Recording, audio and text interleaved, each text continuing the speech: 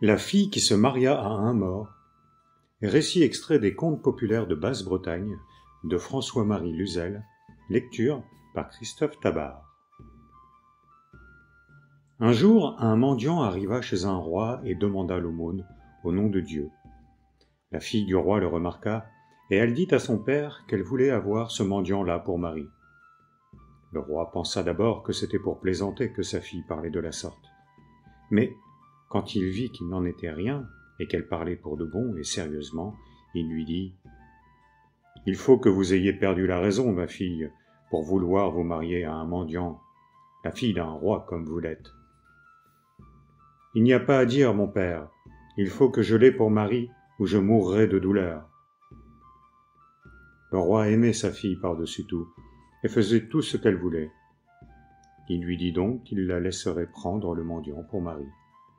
Mais le mendiant demanda que la princesse, ainsi que son père, sa mère et ses 2 frères, fussent baptisés avant le mariage, car ils étaient tous païens.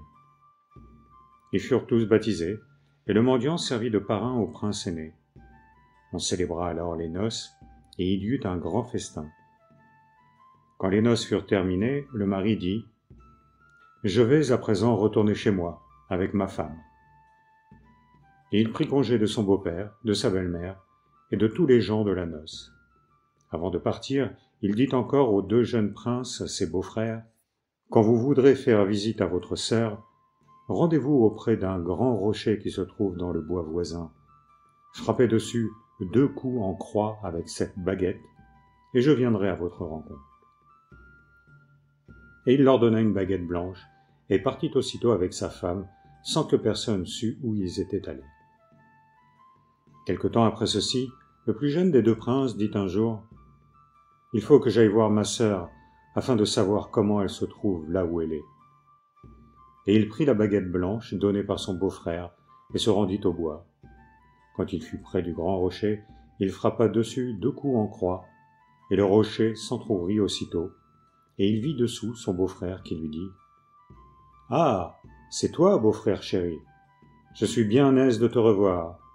Mais tu désires sans doute voir ta sœur aussi. »« Oui, je veux voir ma sœur pour savoir comment elle se trouve. »« Eh bien, suis-moi et tu la verras. »« Où ? » ?»« Dans mon palais. Descends et suis-moi. » Le jeune prince hésitait à descendre dans le trou noir qu'il voyait devant lui. Mais l'autre reprit « Viens avec moi et sois sans crainte, il ne t'arrivera pas de mal. » Il descendit dans le trou, et ils pénétrèrent tous les 2 profondément sous la terre, jusqu'à ce qu'ils arrivèrent à un château magnifique. Dans ce château, le jeune prince vit sa sœur dans une belle salle, magnifiquement vêtue et assise sur un siège d'or. Ils éprouvèrent une grande joie de se revoir. Le maître du château s'en alla, et les laissa tous les 2 ensemble. « Comment te trouves-tu ici, sœur chérie ?» demanda le frère à la sœur. « Je me trouve bien, frère chéri. Tout ce que je peux souhaiter m'est accordé sur le champ. Il n'y a qu'une chose qui me déplaît. Mon mari ne reste pas avec moi. Tous les matins, il part en voyage au lever du soleil, et pendant toute la journée, je suis seul. Où va-t-il donc de la sorte ? Je ne sais pas, frère chéri. Il ne me le dit pas. Je le lui demanderai demain pour voir. » Oui, demande-le lui. Le lendemain, le prince se leva de bon matin, et il parla de la sorte à son beau-frère. « Je voudrais aller aussi avec vous pour me promener, beau-frère. »« Je le veux bien, cher beau-frère. » Mais à peine furent-ils sortis de la cour que le maître du château demanda à son beau-frère « As-tu fermé la porte à clé sur ta sœur ?»« Non, vraiment, répondit-il. »« Eh bien, va fermer la porte, vite, et puis reviens. » Le prince alla fermer la porte, mais quand il revint, son beau-frère était déjà parti. Il se mit en colère. En voyant cela, il se dit « Eh bien, puisqu'il en est ainsi, je m'en reviens à la maison, tout de suite. » Il avait avec lui sa baguette blanche. Il en frappa 2 coups en croix sur un grand rocher qui fermait l'entrée du souterrain, auprès du château, et le rocher s'entr'ouvrit aussitôt, et il entra dans le souterrain. Quand il arriva à l'autre extrémité, il frappa 2 autres coups en croix sur le rocher qui le fermait de ce côté, lequel s'entr'ouvrit aussitôt, et il se retrouva sans mal à la maison. Tout le monde s'empressait autour de lui pour lui demander des nouvelles de sa sœur. Il raconta tout ce qu'il avait vu et entendu. « Jésus !» dirent le père et la mère. « Qu'est-ce donc que cet homme-là » ?« Moi, » dit le prince aîné, « je veux aller aussi voir ma sœur, et avant de m'en retourner, je saurai ce qu'est cet homme. » Et il prend la baguette blanche des mains de son jeune frère, se rend au bois et frappe 2 coups en croix sur le rocher. Le rocher s'entr'ouvre aussitôt, et il voit dessous son beau-frère qui lui dit « Ah, bonjour filleul, descends et partons, vite !» Le prince descend dans le souterrain, et son beau-frère le conduit jusqu'à sa sœur, puis il s'en va. Comme son frère, il fut étonné de voir sa sœur assise sur un siège d'or et richement paré. « Tu te trouves bien ici, à ce qu'il semble, chère petite sœur ?» lui demanda-t-il. « Oui, frère chéri, je suis assez bien ici. Il n'y a qu'une seule chose qui me contrarie. »« Qu'est-ce donc, chère petite sœur ?»« C'est que mon mari ne reste pas avec moi. Chaque matin, il part de la maison et me laisse seule tout le long du jour. »« Où donc va-t-il de la sorte tous les jours, petite sœur ?»« Je ne sais pas, frère chéri. Je lui demanderai de l'accompagner demain matin pour voir. »« Oui, demande-lui, frère chéri, mais prends bien garde qu'il ne t'arrive comme à notre jeune frère. »« Oh, sois tranquille, je ne serai pas prise ainsi, moi. » Le lendemain matin, aussitôt le soleil levé, le maître du château était sur pied, et son beau-frère aussi. Celui-ci lui demanda de lui permettre de l'accompagner. « Volontiers, lui dit-il, mais partons vite, car il est temps. » Et ils sortirent ensemble du château. Mais à peine eurent-ils fait quelques pas. « As-tu fermé la porte à clé sur ta sœur ?» demanda le maître du château. « Oui, oui, parrain, je l'ai fermée, répondit le prince. « C'est bien, partons alors. » Ils passèrent peu après par une grande lande aride où il n'y avait que de la fougère et de la jonc maigre, et pourtant on voyait coucher parmi la bruyère et la jonc 2 vaches grasses et luisantes.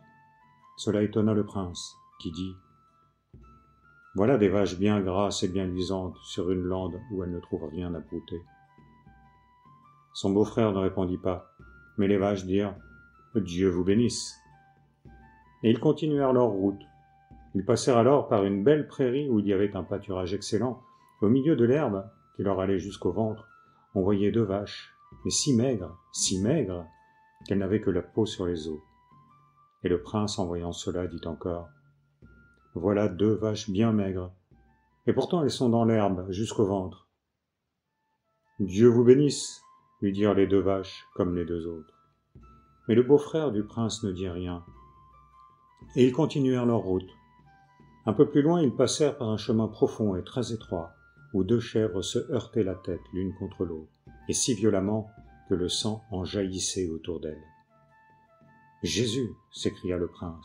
« Voilà 2 pauvres bêtes qui se tueront. Comment passerons-nous? Elles obstruent tout le passage. » Son beau-frère ne répondait toujours point, mais les 2 chèvres aussi dirent « Que Dieu vous bénisse !» Et elles cessèrent de se battre, et les 2 voyageurs purent passer sans mal. Plus loin encore, ils arrivèrent à une vieille église en ruine, et y entrèrent. Elle était pleine de monde, mais c'étaient tous des morts, et il n'en subsistait que les ombres seulement. « Me répondrez-vous la messe, puisque vous êtes chrétien ?» demanda au prince son beau-frère. « Je le veux bien, » répondit-il bien étonné. Mais il n'était pas peureux. Et l'autre revêtit alors des habits de prêtre, puis il monta à l'autel et se mit à célébrer la messe comme un véritable prêtre. Quand il fut à l'élévation, il se mit à vomir des crapauds et autres reptiles hideux, et tous les assistants faisaient comme lui. Quand la messe fut terminée, tous ceux qui étaient dans l'église, le prêtre à leur tête, vinrent au prince et lui dirent « Vous nous avez délivrés, merci, merci !» Puis ils s'en allèrent. « Retournons à présent à la maison, » dit au prince son beau-frère. Et ils s'en retournèrent. Mais ils ne revirent plus les choses extraordinaires qu'ils avaient vues d'abord. Et chemin faisant, le prince demanda à son beau-frère l'explication de tout cela. Alors il lui parla de la sorte. « À présent je puis parler, et voici ce que signifie ce que vous avez vu. Les deux vaches grasses et luisantes, sur la lande aride où il n'y avait que de la bruyère, de maigres ajoncs et des pierres, sont de pauvres gens qui vivaient honnêtement quand ils étaient sur la terre, donnaient l'aumône, quoique pauvres, et étaient contents de leur condition. Et à présent, ils sont sauvés. Les deux vaches maigres et décharnées, au milieu d'un excellent pâturage, étaient des gens riches, qui ne faisaient qu'amasser des richesses et convoiter le bien de leurs voisins, ne donnant pas l'aumône aux pauvres, et, quoique riches, ils étaient malheureux. Ils étaient, là où vous les avez vus, dans le purgatoire, et pour leur pénitence, ils se trouvaient au milieu de l'herbe haute et grasse, sans pouvoir en manger. Les deux chèvres qui se battaient avec tant d'acharnement dans le chemin étroit et profond étaient deux voleurs, qui ne cherchaient que noise et bataille, et Dieu, pour les punir, les force à présent de se battre ainsi depuis bien longtemps. Pourtant tous m'ont remercié quand nous avons passé près d'eux. C'est parce que vous les avez tous délivrés. Il avait été dit par Dieu qu'ils resteraient en l'état où vous les avez vus, jusqu'à ce que vînt à passer une personne qui ne fût pas morte et qui eût pitié d'eux. Et ils ont attendu longtemps. Et ce que j'ai vu dans la vieille église, qu'est-ce que cela signifie? J'ai été un mauvais prêtre pendant que j'étais sur la terre. J'ai dit beaucoup de mauvaises messes et commis un grand nombre d'autres péchés. Et il avait été dit par Dieu que je ne serais sauvé, moi, ainsi que tous ceux que vous avez vus dans l'église, et qui m'avaient aidé à pécher et pécher eux-mêmes avec moi, que lorsque j'aurais trouvé la fille d'un roi pour m'épouser, bien qu'habillée comme un mendiant, et un prince en vie pour me répondre la messe ici. J'ai attendu bien longtemps. Les reptiles hideux que vous m'avez vu vomir, comme tous les autres qui étaient dans l'église, étaient autant de diables qui nous torturaient. À présent, nous sommes tous délivrés grâce à vous. Et ma sœur, peut-elle retourner avec moi à la maison? Non. Votre sœur qui a contribué à me délivrer, comme vous, viendra, à présent, avec moi au paradis, et vous-même, vous nous y rejoindrez sans tarder. Mais il faut qu'auparavant vous retourniez à la maison pour raconter à votre père et à votre mère et à votre frère tout ce que vous avez vu et entendu ici. Voici une lettre que vous leur remettrez pour leur dire qu'ils ne soient pas inquiets au sujet de leur fille et sœur, car elle se rend avec moi au paradis, et si elle n'avait pas été ma femme, elle aurait été la femme du diable. Le prince retourna alors à la maison et donna la lettre à lire à son père et à sa mère, et leur raconta tout ce qu'il avait vu et entendu durant son voyage. Il mourut peu après, comme il lui avait été annoncé, et il alla rejoindre sa sœur et son beau-frère là où ils étaient, pour rester avec eux à jamais.